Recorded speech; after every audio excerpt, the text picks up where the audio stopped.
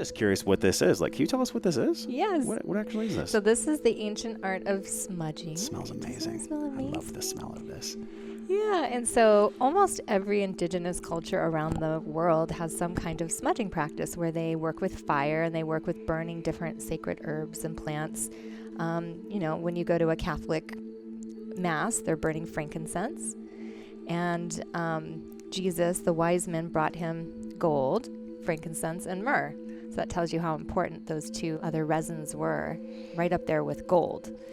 And so the Native Americans here, they use a lot of this, which is the white sage, and then we use a lot of cedar as well to burn. And everything that you burn has a different function. It plays a different role. They've done studies, and it actually releases negative ions, which clears your head and brings you into the present moment and then into a meditative state, makes you feel good. And certain things that you burn are more grounding and anchoring. Other things like frankincense connect you to the higher realms and really tap you in. So we use them to move energy. So if you're feeling stuck or depressed or upset, it helps to move out whatever those feelings are that are no longer serving. Or if you have prayers, then we focus our intention towards the fire, and we use that cedar to amplify and send off those prayers. Obviously, people can tell that you're very skilled in rituals, rituality. Like, how would you actually even define that? Like, what is a ritual to you? You've talked already about the different smells, but what do you define as a ritual? A ritual, as I define it, is anything that you do where you do it with awareness. Where we have awareness, we are breeding and cultivating consciousness. And so you can actually systematically increase your consciousness. You can actually take your present awareness and the way that you think to another level, like a higher vantage point. It's like being on a tree and going a few branches up, where you have a different vantage point of your life. And so that's what rituals do. And anything can be a ritual. It can be your smoothie in the morning, but it's the opposite of habitual. So something you're doing unconsciously. Oh, that's a good reframe. Yeah, so something you're just doing because your parents did and everybody else did it. It's something that you're actually doing consciously. Yeah, this ritual. People have rituals that don't serve them, and I'm so excited to share your story. I did 2 days of digging on you, so you have this fascinating story coming from really a poverty consciousness in the beginning. Very much. And then using rituals as a way to transcend that, to understand we are not just this physical body that we're born into the world as. And you've come across this in your knowledge and the way you've grown. But most people that see this kind of work, they see you with the feather or whatever, they're very analytical minded. They don't want to accept or receive this mode of healing or these rituals as something they can actually use in their life. Do you find that you get pushback on some of the work that you do, these rituals, these teachings? Now I don't. It's very interesting. Now that I'm fully immersed in it and this has become my reality and I believe it myself, now it seems like it's everywhere I go and everywhere, even my dentist, my vet, it seems like everybody I know is into shamanism and is deeply spiritual now. Your dentist is into shamanism? Totally. Yeah. My veterinarian is like one of the most tapped in spiritual shamans that I know. But there was a time where I was very skeptical myself and I needed proof. I needed evidence. Yeah. And I received it over time to the point where I couldn't deny it anymore. I think a lot of us learn rituals from family. Sure. And your uncle was huge. He played a huge role in your life. You're 11 when he first kind of opened you up to this world, right, of healing. Yes. What was that like? Do you remember it? Can you take us to that moment when you were 11 and you guys actually had that opening of the door to this area that you thrive in now? Yes. Well, it's an interesting story because my uncle, he was Apache, he was Native American, but when we were younger and I was first adopted by him and he raised me like a father along with my aunt, he was actually a very volatile person and he would kind of knock us around and he was very unconscious about things. But I watched over time, though these practices and things that I now practice, I watched how they transformed him personally. And towards the end of his life, he was literally a holy man. And he was holding such a state of unconditional love and presence. There was no future. There was no past. He was fully in the present moment. It was amazing. So I got to see what happens when you actually put some of these rituals and rites of passage into practice over time. And so I had the great honor and privilege of being able to participate in things like sweat lodges and going to powwows and sacred medicine ceremonies. And he was a Native American artist and a singer. He would sing and play the big drum at powwows, and he traveled all over educating about Native American spirituality and rites of passage and customs. And he had all these wild adventures where he met like the Dalai Lama, and he would open up for these big bands and open up for these big, huge events. And he was just devout to this path. And when he passed over, I've never seen anyone pass over so complete, utterly complete, just seamless, passing over just with pure grace to the other side. And so it really taught me a lot and inspired my own journey. What did you learn the most from him? You think of him now a lot? Oh, very much. And he works with me from the other side. And what's beautiful is now I'm inheriting a lot of his sacred tools. And so it was right under my nose there the whole time that I had all of these beautiful tools, shamanic tools that are now I'm inheriting and being passed down to me, like my medicine box here. He made this. This is what's called a water bird, and this is a peyote button here that's on the front. He did this art, and I have other. How old is this box right here?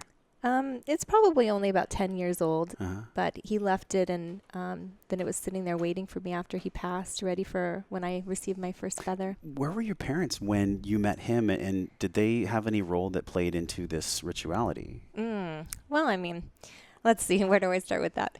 That's kind of a big story to unravel. Yeah. I'll tell the short version, but I've never met my biological father. We're not even sure exactly who he is. We do know he was part Native. And that's a longer story that we have time for, but I was raised by my mom. She was a single mom. She eventually got remarried. She had a lot of mental illness, and so did my stepfather. And so she had several nervous breakdowns when I was a child. He was bipolar. There was a major trauma and neglect going on in my house. And so around the age of 8, I became a ward of the court and was taken away from them on grounds of neglect. They were also doing drugs, and it was a mess. And so I was kind of shuffled around from home to home, and eventually adopted by my aunt and uncle who raised me. But it made me a very strong person as an adult. It was really like the training grounds where I went deep. It was like my childhood was a constant daily mind FUCK.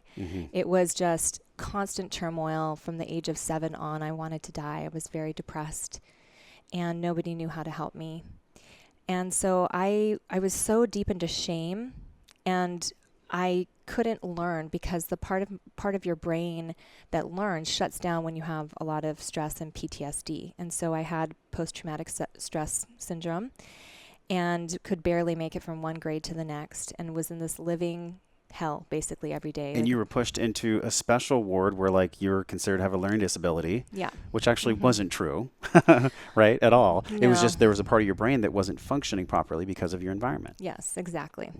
Yeah. So now I see it in hindsight. I understand I went so deep into human suffering and shame and guilt and regret and all of these things that torment humans, so I could learn how to decode them from the inside.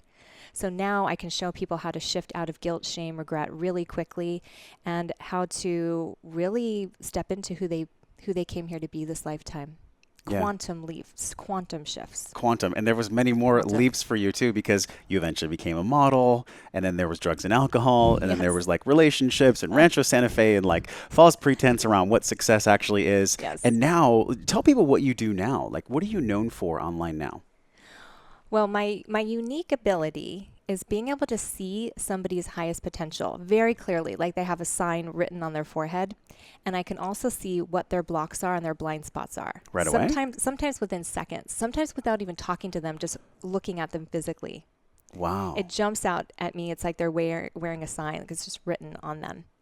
And I have a way of being able to articulate and decode for people what it is, what their greatest blocks are, and what the most direct route is to get to their next level. Let's talk about that. The fascinating part about this is that the ability for you to see them, it's almost like you can read their energy from their facial twitches. Like, what is the somatic awareness that you're actually studying within them? What is that like? Yes, when you read someone? It's so interesting because I didn't realize that not everyone did this. right? Because it was like a fish in water.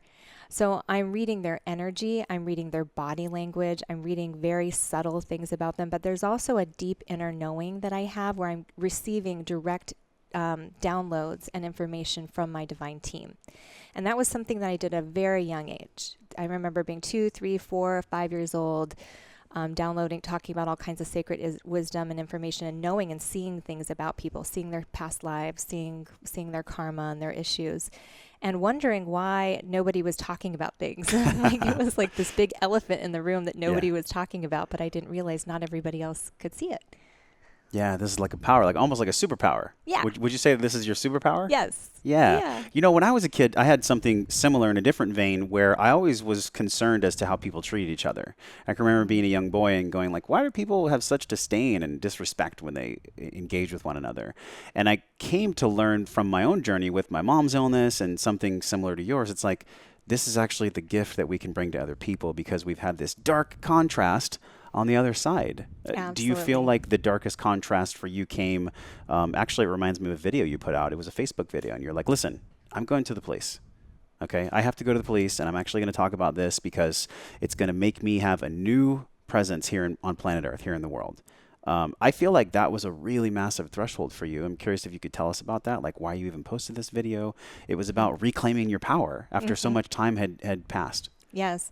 So you nailed my my superpower, and now my superpower is showing others how to reclaim their superpower. And a big part of it is about using our voice, actually speaking our truth. There's something that happens with our voice and the frequency and vibration when we speak things out loud. So as you know, I was sexually molested as a child, habitually, and it was hugely traumatic for me as a child and also facilitated a big spiritual awakening. And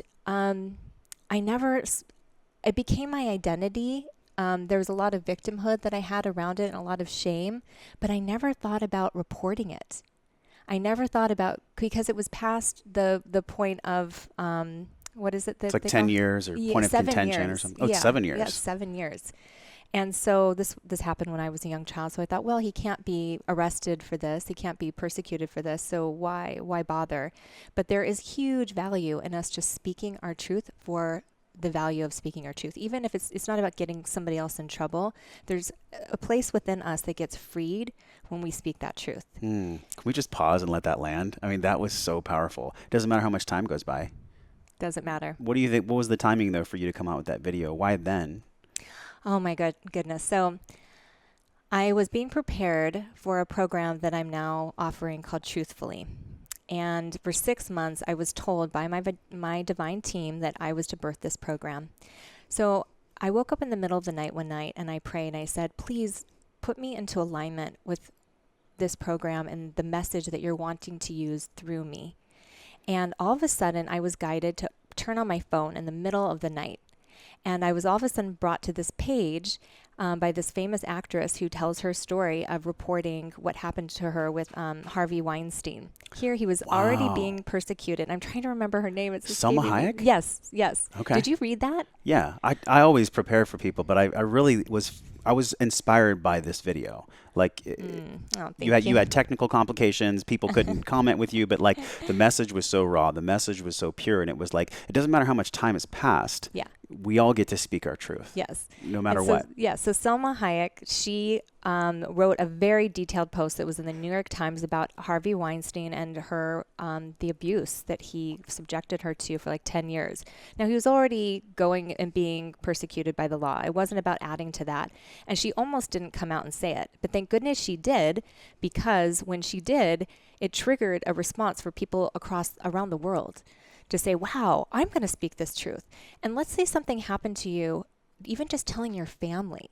Do you know how many people in this world have a trauma that happens or sexual abuse and they don't even tell their mother, even as an adult?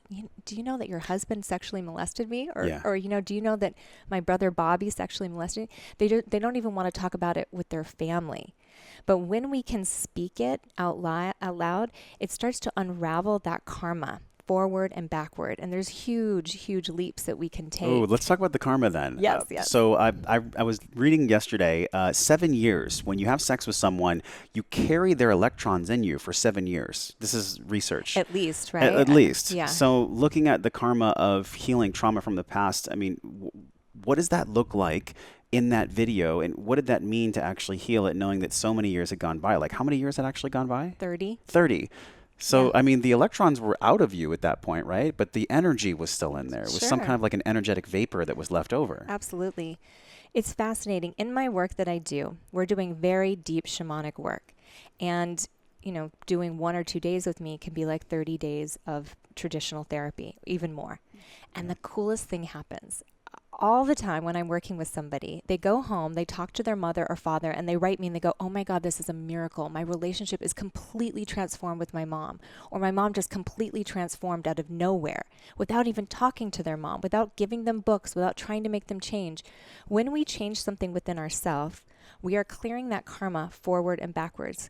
And what I mean by that is there are 2 documented studies now where they have taken tissue out of a human body, put it in a test tube, did deep clearing emotional work that changed that person down to the DNA, and they went to go check the tissue in the tube, and it also changed in the tissue in the tube, even though the tissue was taken out before the work. 2 documented cases. So we know that when we change really deep down like this, first of all, we're changing our DNA, we're changing our genes. This is epigenetics, this is proven. And so, of course, it would make sense that it would be going backwards to our parents, our grandparents, our great-grandparents' generation. And it also, you can see changes in your children. All the time when people come to me and they have behavioral problems with their children, I work with them, we clear stuff, and all of a sudden the child transforms without even having to talk to the child.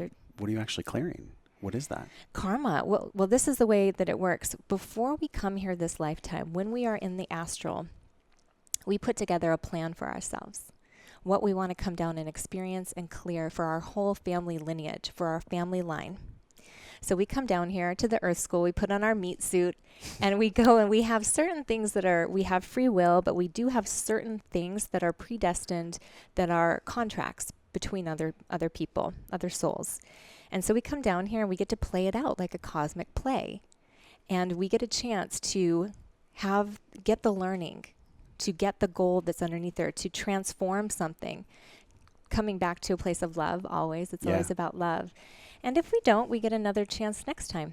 This karmic, almost like resonance, some people have an easier game than others, right? And I think there's a resentment around that. So, you know, someone that came from being molested and going through what you've gone through, there was obviously a choice that you made at some point, and the choice was, okay, I'm going to take what happened, and it actually happened for me. Yes. Which is a flip. And that flip, it's not as easy as flipping a light switch. So what was the process of how you grew yourself to be able to flick that light switch? Yes. Well, first of all, I hated being alive. I hated being a human. I hated being in a body. I wanted to leave. I didn't like it here. Yeah. It was way harder than I thought it was going to be. The situation I was in, I just thought, what kind of torture is this? It's being subjected to me. I've been forced to be here. I have these crappy parents. All these bad things happen to me. I don't get the same rights as everybody else. It's not fair. I was in total victimization.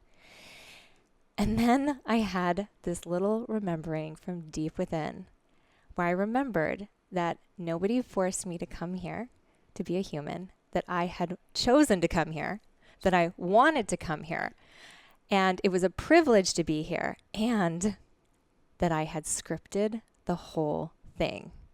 I think you just blew people's minds with that comment.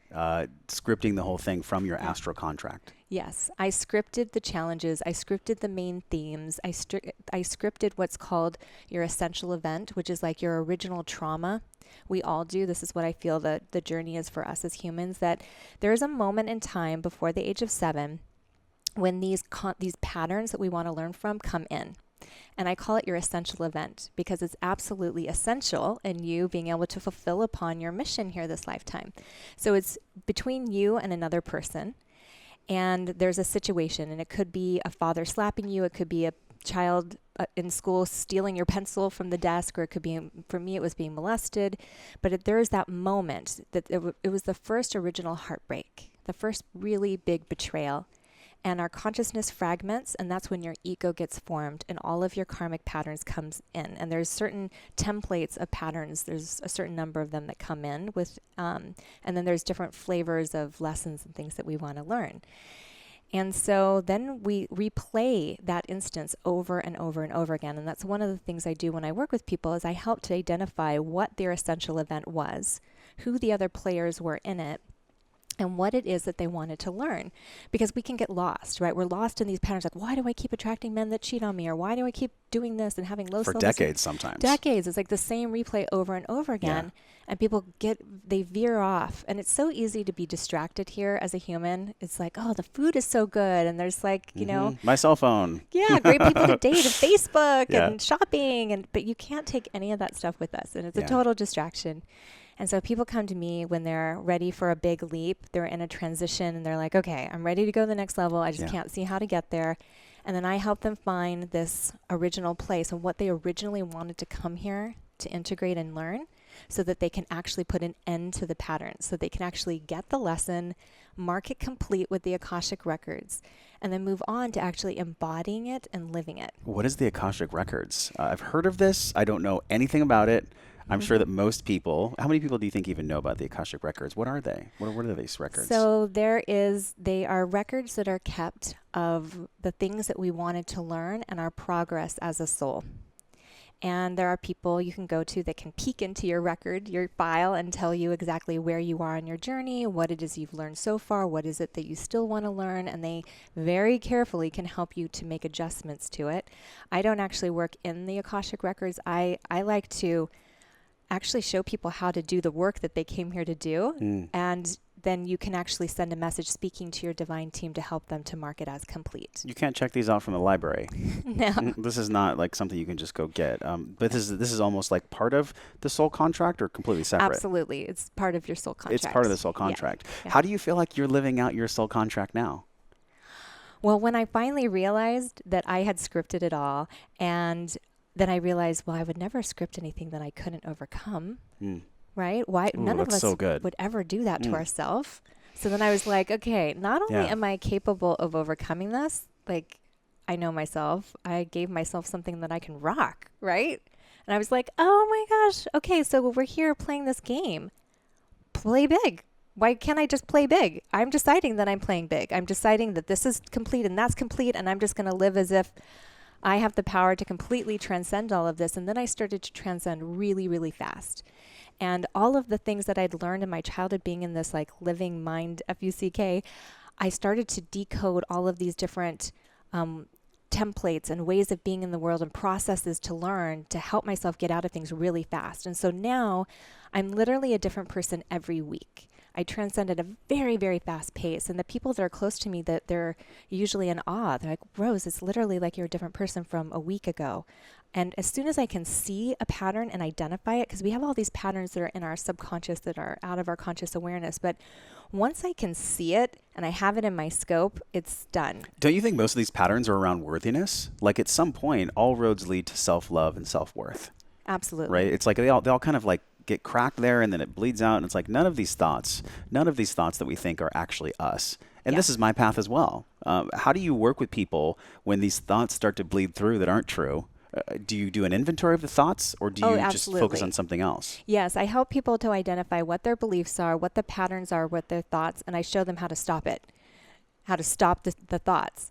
It's amazing. People, and I've done this myself, we can be wrapped up in certain thought patterns for years and years and years of our life. Yeah. I had just this year, I blew through a bunch of big patterns, but so I had a absolute phobia of the darkness. I had also a phobia of wildlife. And so I chose to go on a vision quest. So this is one of the things I did. I was going to go on a 3-day, no food, no water. Water I had, but by myself out in the wilderness. I had a guide take me part way. And because I know how to work with the quantum field and do quantum shifts now, before we even stepped onto the path to walk the hour and a half in the darkness down to the place where I was going to be sleeping by myself, no sleep, no tent, just in a sleeping bag on the ground, which would have been my absolute worst nightmare. By the time we even stepped on the path, the phobias were gone.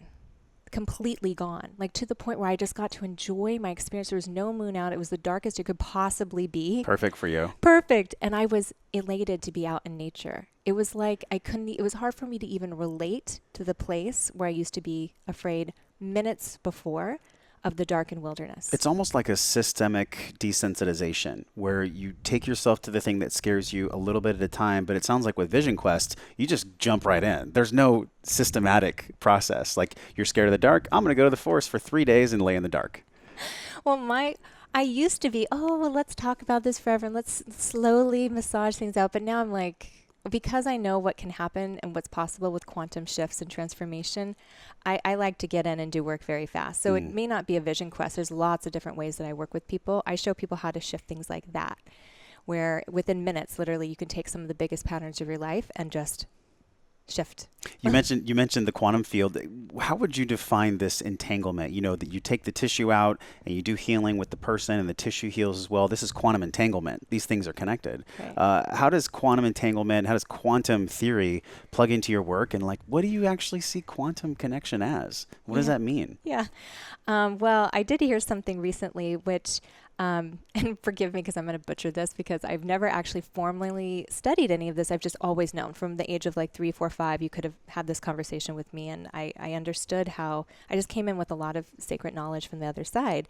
But is it what is it in the center of the atom? Is it the proton? I think it's the nucleus. Something like that. Okay. Well, I should know that because I took that in school. I did too, but I don't remember. Anyway, the space from the nucleus to the proton, like if you were to take out the space and just take the atom, the center of the atom from all of creation, okay, all of the entire world, it would equal to the size of a sugar cube. 1 sugar cube. So what is the rest of the space within the atom? There's a huge space. So if you look at everything is made out of energy, right? But the actual matter of the entire planet and everything in it actually equals to the size of a sugar cube. So what is in the rest of these atoms, this space where we used to just think that it was just, what is it, air? What is it? Mm-hmm. Well, that is the field of possibility. And within that field is consciousness. And so what shamans have known for eternity is how to access and work with this field of possibility. And you do it with focusing your thoughts. And so what shamanism is basically quantum physics.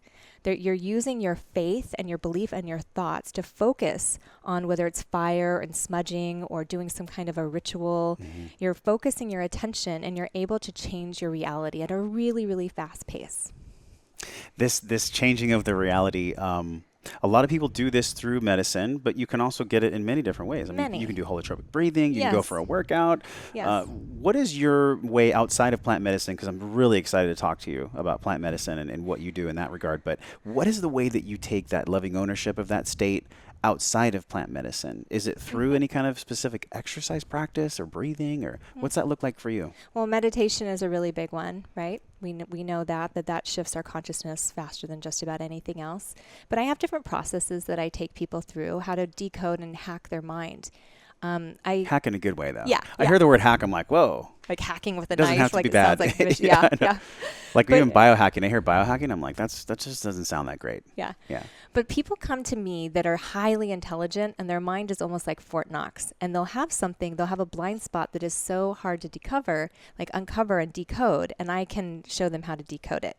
So I have people that come to me that are psychologists or Ivy League professors, or I even had recently a psychiatrist who came to me who has like the top level of security clearance in the country. So these are highly intelligent people that know a lot about psychology, right? But they have their own blind spots where they've compartmentalized things in their mind so they can't see what their blocks are and how to go to the next level. So I can show them how to access and find those so that they can actually decode them and go to the next level. So I've created all these different processes for identifying, like shame, guilt, and regret are some of the big ones that really plague most people. Yeah. So I show them how to find what they're holding guilt, shame, and regret about and how to transmute it. And then it opens up huge doors. That's one of the many processes that I use with people. And this is mainly women that come to you that are attracted to your work, but you've also worked with men, I'm sure. Oh, yeah. I work with men. I work with couples. I have couples that fly in and work with me, but I work with men too. Yeah, I think the voice of masculinity right now, and we'll we'll get to the plant medicine in just a second. It's like we see Lewis Howes, we see all these movie stars talking about like, you know what, men, just something you posted recently, men that don't receive enough touch is an epidemic in our country right now. Yeah. And I can relate to this. It's like, you know, I work a lot at home and it's like, I need to be held too. Totally. Men need this human connection, right? Yeah. How do you think that this narrative around men softening but still holding their power can be actually achieved in our current society? I love this question. I just did a call with my community on this topic. I think we need to redefine what masculinity looks like. Yeah. It's not about being tough. It's not about having to put up this armor and be invincible. When a man can cry and be vulnerable, that's incredibly masculine. And it's really hard. I think people forget, like, for a guy to cry, it's really challenging. Yeah, because it's been like, decades of crazy conditioning. And women haven't had that same conditioning. We can cry and we can be vulnerable and we can be sensitive. And so, this whole thing about the patriarchy, like down with the patriarchy and like women like jumping on this bandwagon, I think it divides us a lot because then it makes it two different teams when really each of us has the divine masculine and feminine within ourselves. And so my whole thing is instead of looking at somebody as being masculine or feminine, we're all on a spectrum actually. And how do we reach out and actually just meet in unity? And so we actually had this big thing happen in my women's community recently. It was a women's community, and we had two men that said, hey, we were really resonating with your work, and we want to join. And we realized, like, wow, by keeping out the men, we are creating more polarization in two teams. And so now it's the Walk in Beauty tribe instead of sister tribe. Yes, Rose. I love this because the Me Too, we know that it's shifting to We Too. And you and I had dinner and we talked about this. It's like, it's not us versus each other. The only way that the healing is going to happen is collectively together. Yes. And, we had Brad Burge from MAPS organization talking about psychedelic healing on the show just a few weeks ago. And I'm thinking about the way that you use medicine. You're this modern medicine woman in our digitally focused world, but yet you're bringing people back to the earth, back to the clouds and dirt where the healing can actually occur. You can't heal through a phone. It's just doesn't work that way. How would you describe the work that you do with plant medicine now? Like, what does that mean to you? And what's the way that you actually tell people when they ask you? Well, I do work with people virtually too. We work over video and there's a lot I can do virtually. But yes, people usually fly in at some point to work with me in person. And I've been studying sacred plants for over 20 years. And every culture around the world, pretty much every culture around the world, has sacred plants that they've been using that facilitate spiritual awakening. And so you can study the Druids and you can study down in Peru. Of course, ayahuasca is really big right now. It's making waves across the world and shifting our consciousness really fast. And in the path here in North America, we have the peyote. And so sacred plants have been instrumental in my own awakening over the last 20 years. Quantum healing and shifts. It's only one of the tools that I use. Yeah. But we have the great honor now of having our own branch to a Native American church, as I was mentioning to you. And so now I'm able to use this work totally legally. Tell us about that. You have a specific card. A lot of people don't know this. Paul Check actually has a card here in Vista. Tell us about this card. Like, how did you even get that? This is a very special thing. Yes. So there's a Native American church that's based in Utah, and they went through the process of being persecuted for their spiritual beliefs and their right to use medicine. And so they went through the legalization process and they won. And so now our mother church is the Aklavaya Native American Church. And just recently, me and two other women were given the right of given our own branch of this church. So it's called Beauty, Way, and Unity. And there's no dogma that's connected with this church, but it gives us the right to use our sacred sacrament, our plants. And we're also able to use birds of prey, feathers, and parts of birds that normally would be illegal to use, like eagle feathers. This is from a golden eagle. This is from a golden eagle. How old is this feather? I don't know how old this feather is. This was given to me by the man who gave me the right to carry medicine. When he initiated me, he gave me this. This is a golden eagle feather, and this is a bald eagle. The contrast of ceremony and rituality, the way that you give this gift to people, is it always something where there's 10 people or more, or have you done sessions with people where it's one person? It's you and one person. Most of the time when I use it, it's just me and one other person. Oh, this is most of the time. Mm-hmm. Yes, I do a lot of private intensives, or couples will come to me on the brink of divorce, and it'll be me and maybe one other person helping me facilitate in just a private setting. But I do lead smaller ceremonies. It's not something that I do as part of my business or part of something I do for money. In fact, I have never received payment for the medicine work. It's my gift. It's something that it's my spiritual path. And so I give it away. Yeah. But it's one of the many tools that I use. And with these tools, we know that there's so many beautiful benefits of the tool, but let's Yes. talk for a moment here about some of the pitfalls. There are people that abuse these tools, these ancient tools. You know, Absolutely. Los Angeles is like completely inundated with people having ceremony in their living room. Meanwhile, I don't think they actually deserve to pour. Well, it's a hot topic right now because, yes, there's a lot of people serving all kinds of plant medicine right now. And one of the things that my partner always says is you don't actually drink the medicine, you drink the cook. And so the person who prepared the medicine and whatever ancestors or lineage they are working with is really, really important to know. And so I tell people use a lot of discernment with who you take medicine with.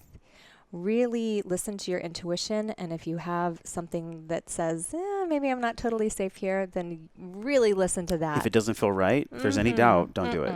Yeah, don't do it.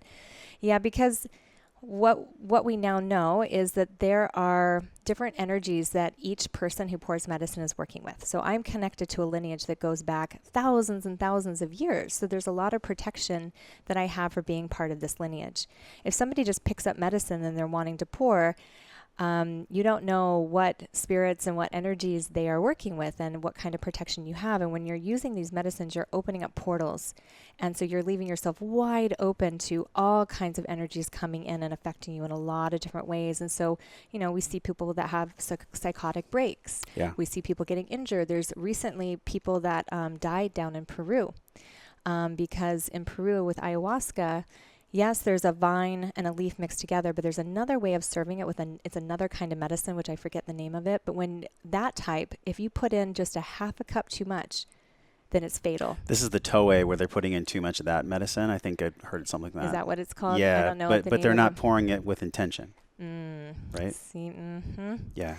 Yeah, so there were several people that died recently. So it's a really big deal for the setting to be a place of trust, a place of love, Yes. a place where, I mean, we all have this inner guidance, right? Totally. When people lose touch of this inner guidance, how do you think plant medicine brings them back to that inner guidance? Well, many of these plants fall under the title of Entheogen, and Entheogen means reveal the God within. So each of these plants has a real spirit that is connected with them that can guide you and bring you back to yourself, to bring you back to what I call home, that place within you that has never been hurt and never could be. And that's why it's important to work with a plant that has a plant ally. There's a lot of people that are consuming these synthetic plants nowadays, and again, there's a lot of fatalities, even synthetic marijuana and things like that. Yeah. There's no plant ally. It's a chemical. When you are using a plant that has an ally, they are leading you home. It might scare the crap out of you. You might see some things that you don't want to see. It might be a hard pill to swallow, but there's an ally that's there that has an ultimate intention of leading you back to yourself. And really, that's all roads leading back to love. Absolutely. Right? And it sounds trite. It sounds like it's almost too good to be true. But I remember Ram Dass, he came out with a documentary recently, and he was like, I just realized after all my teachings, all that I really am is just loving awareness. Yeah. That's all that any of us are. Simple, right? Easy. It was there totally the whole time. simple. Yeah. We're going to link so much information about you in the show notes, but I have some unique definition questions for you. Okay. So I wrote down some words, Okay. and I want to know what your definition of these words are. It doesn't have to be too long, but how would you actually define the authentic voice inside of us? What does that mean to you? How would you define that? The authentic voice. The authentic voice is our personal truth, our soul's voice, our soul's truth. There's a place within us where we know what is right for us and what we love and what we have an affinity for. And when we have the courage to speak that and stand in it, then that to me is your authentic voice. I love that definition. I recently read an article and it talked about the mammoth, the woolly mammoth that's inside of all of us. This like ancient brain that controls us, and the mammoth is hungry. Like we're always feeding the mammoth, or we're just kind of like petting the mammoth and letting the mammoth know like they're not in control, we are. So I love the way you talked about that. What about alignment? We hear this in the spiritual community. I love this. When someone's aligned, then everything will work out. Yes. But like, how would you actually define alignment? Yes. Okay. So living from your authentic voice, you're either doing things that are leading you towards your authentic voice or veering away. And so that is alignment. When you are living your authentic voice, you're doing things that even if it doesn't make logical sense, your soul says this is the way, and your soul always knows. When we veer off, it means pain and trauma and hardship. And it might seem like the easy way, but when we come back to our authentic voice and really having the courage to fully stand in that, life does get easier and there is more flow. And then that's when we can really fulfill upon our sacred purpose this lifetime. And we get to call in support to do that. Yes. Because I think most people listening are like, well, she thinks it's so easy. She's got it all figured out. You've done so much work. You've called in so much support for yourself to be able to be at that place where you can flick a light switch if you want to. Yes. And that's what I teach people how to do, how to be in communication with their divine team. I tried to do it myself for so long, and it was like pushing a boulder up a hill, and I have a really strong will, and I learned I'm stubborn. But when I finally surrendered and allowed myself to be used as a vessel for my divine team, in communion with my divine team, oh my goodness, I will never go back. I surrender to them every day, and that's what I teach people how to do. When you surrender to their will and their guidance, then you are used as a vessel, and then they show you how to come into further and further alignment. And you probably get this too. Then what happens if you veer off? The slap on the back of the hand, the repercussions of not being in alignment are huge and painful and ouchy and so not worth it. So now my life has gotten so much easier when I just have given that up and just not tried to veer off. Oh my gosh. It's funny because the podcast is Wellness Force. And for so many years of my life, I was forcing things. But now I know it's actually harnessing this force. And then that's where our alignment exists. So then how does intention play into this? How would you define intentionality? So I always say, if you don't know where you're going, you'll probably never get there. And 80% of people don't even know what they want. And so really sitting every day and listening and praying and getting clear about who I am and what I stand for. And just today, what are my obligations to stay in alignment with my soul today? And recommitting to that every day. And it comes down to everything I eat, everything I speak, everything I wear, every choice that I make is either alignment with that intention or is veering off. Last three questions are at this intersection of spirituality, emotional intelligence, physical intelligence. I mean, this is what I feel like wellness really is. Do you have a physical practice that you're leaning into right now, for physical intelligence? Are you doing something new or something you can share with us around physical? Well, hot power yoga, which is where I met you. Huge. There was some serious sweat on the floor that day. Yes, there was. So that's big for me. I work out with a personal trainer doing weights, which I love. I do a lot of walking. I do a lot of meditating. And I mean, on a physical level, I eat really, really well. I'm a health nut. I eat really high vibrational foods that feed my body on a cellular level because I'm so sensitive. And so I have to really eat a very specific diet that really primes my system to be able to give the gifts that I give. You were a health coach for 10 years or more. More almost 20. And that totally plays into your work now, which then leads us to the emotional. How would you describe emotional intelligence for you now? And then what are maybe like 3 things that you do to stay in touch with that intelligence, that emotional intelligence? Oh, I love this. So my biggest practice has been unconditional love. And that phrase is overused. It truly means to love without conditions. And so my practice is, if there's anyone that does anything that I'm not fully loving, it doesn't mean I have to like it. It doesn't mean I have to withstand it or allow it to be rampant in my life, but to love that person no matter what. That is love without condition. And I've, of course, had many spiritual teachers in my life who have brought endless opportunities to relearn this. And I went through a very, very painful divorce, which gave me like a PhD in unconditional love, where I realized I was either going to rise above this and I was going to be like a Jedi ninja with my unconditional love, or it was going to take me down. And I don't know what was going to happen. It was so painful.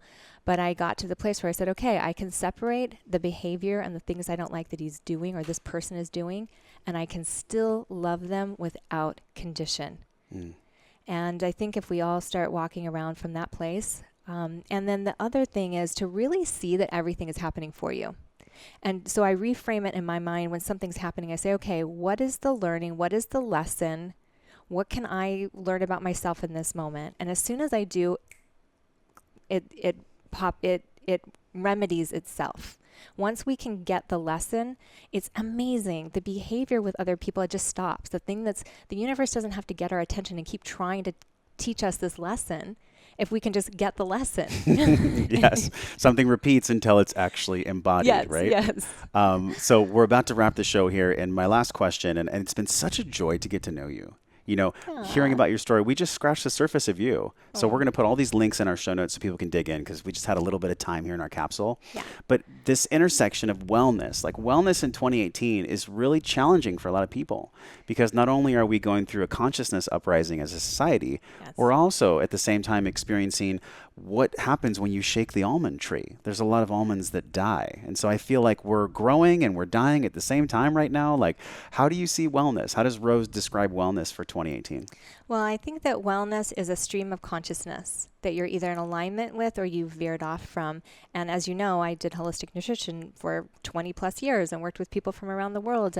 But what I realized is that underneath every disease or physical ailment is a spiritual cause. It's like the taproot of a tree. And if you can get to that cause, then often the physical ailments, they remedy themselves. And so finding somebody that can decode not just the physical part, but the spiritual part. What is it trying to teach you? What did you design? Why did you script this for yourself? That's one of my favorite questions. Why did I script this for myself? The disease, the discomfort, everything. And just like we do a physical cleanse for our body, how can you also do a soul cleanse? And so that's what people come to me for, is to go in and do that deep inquiry, to do that medicine work, to find out what's there, to go deep within our psyche, to see our blind spots, because then we can get to those root causes, and then often the physical ailments remedy themselves. Now, having said that, I do feel that right now on this planet, to be a human at this time, we're becoming so sensitive. There's toxic overload. Consciousness, it's like a fish in a lake. If there's an extreme climate change, that first generation of fish is going to take the brunt of that, right? In the future, they might grow different gills and they're going to adapt to the climate change. But right now, there's a huge leap in consciousness, and our physical bodies and our adrenal glands and everything else haven't quite caught up. So there are certain nutrients and superfoods and things that we can take that are absolutely essential to keep us primed to be able to do the work that we do. Because it's kind of like having a 30-watt light bulb and trying to run 1,000 watts of divine energy through this 30-watt light bulb, and we're burning our light bulb out. And so things like adaptogenic herbs, a really good magnesium form. There's a lot of superfoods that I take. I'm constantly trying to get the most nutrients down in the smallest little amount of food. I take a lot of split cell chlorella to help pull out those heavy metals and toxins.